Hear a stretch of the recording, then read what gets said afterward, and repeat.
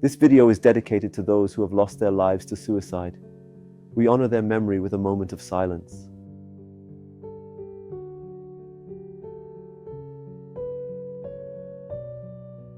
In this moment, we reflect on the lives lost, including famous individuals who have tragically taken their own lives, such as Robin Williams, Chester Bennington, Kate Spade, Anthony Bourdain, and Nicki Minaj, the founder of Conga.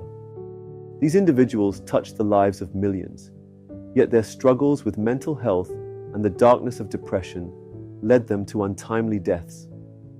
Their stories remind us of the importance of supporting those who may be silently suffering and of working together to reduce the stigma surrounding mental health. Welcome back. In today's video, we'll focus on postvention, the critical process of providing support to the family and community after a suicide has occurred. Suicide is a tragic event that leaves deep emotional scars not only on the person who has died, but also on those who remain. The aftermath requires compassionate care and ongoing support for the survivors, family members, friends, and the community. Let's begin by understanding the emotional impact of suicide. The emotional impact of suicide. The loss of a loved one to suicide can have a devastating effect on family members and friends. The emotional turmoil that follows is often complicated by feelings of shock, guilt, anger, and confusion. Family members may feel responsible for not noticing signs of distress, even though they may have had no way of knowing. This survivor guilt can be overwhelming, leading to depression, anxiety, and in some cases, even an increased risk of suicide for those left behind. It's important to recognize that the grieving process for individuals who have lost someone to suicide is complex. They may experience a range of emotions that differ from traditional grief due to the traumatic nature of the death. Families may also face stigma and social isolation because suicide is often seen as a taboo subject.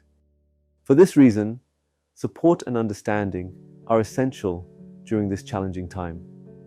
Step 1. Providing immediate support to the family. The first priority in postvention is to ensure that the immediate needs of the family are met. They may need practical assistance, such as making funeral arrangements and dealing with legal matters, coordinating with other family members or friends to ensure that someone is always there to provide emotional support, connecting the family with grief counselors or support groups that specialize in suicide loss. Additionally, it's crucial to address the emotional shock the family is experiencing. They may feel overwhelmed and uncertain of how to proceed.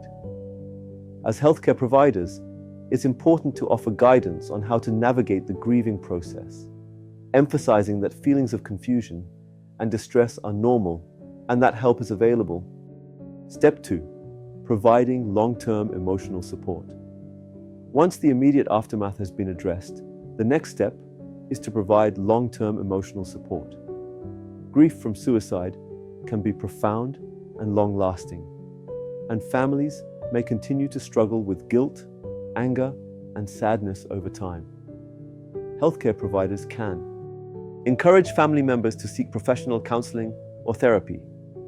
This could include individual therapy, family therapy, or support groups for those grieving the loss of a loved one to suicide. Offer group therapy or recommend peer support groups where individuals who have lost loved ones to suicide can share their experiences and receive support from others who understand the pain of the situation. The goal of long-term support is to help the family process their emotions in a healthy way and to help them understand that healing from such a traumatic loss takes time. Step 3. Addressing the community's needs. Beyond the family, a suicide can also impact the broader community, whether it's a workplace, school, or neighborhood. The community may experience feelings of shock and grief, and members may struggle with how to talk about the suicide without stigmatizing or isolating those affected. It's important to offer support to the community to help them process the loss and prevent further harm. Some strategies for community support include community counseling sessions, providing counseling for school staff, students, or co-workers who were affected by the suicide. Public education campaigns, offering information about mental health, suicide prevention, and coping mechanisms to reduce stigma and increase awareness.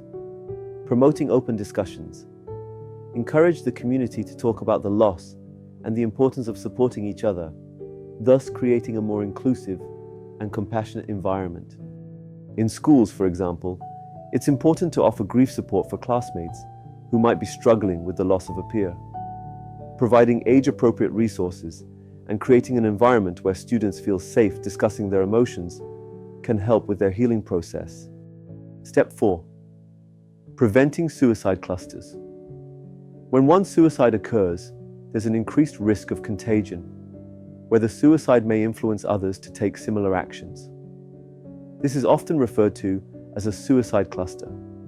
It's important for healthcare providers to be proactive in preventing such clusters by reaching out to individuals at risk who may have been affected by the suicide, increasing awareness of the signs of suicidal ideation, and encouraging people to seek help before acting on these thoughts, working with local media to prevent sensationalizing the suicide, as media portrayal of suicide can sometimes encourage others to imitate the behavior.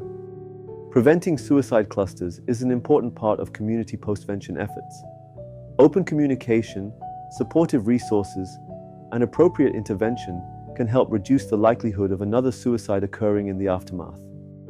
Reflection questions. How can we prevent suicide clusters and provide support to individuals at risk after a suicide occurs in the community? What is the role of media sensitivity in postvention efforts? To summarize, postvention is a critical process that involves providing both immediate and long-term support to the family and community following a suicide. It's important to ensure that individuals and groups affected by suicide have access to mental health resources, grief counseling, and community support. By offering compassionate care and reducing stigma, we can help survivors heal while preventing further harm and loss. In the next video, we'll explore problem-solving therapy exercises and how to manage a patient's ongoing suicidal thoughts. Let's keep it going, and I'll see you in the next one.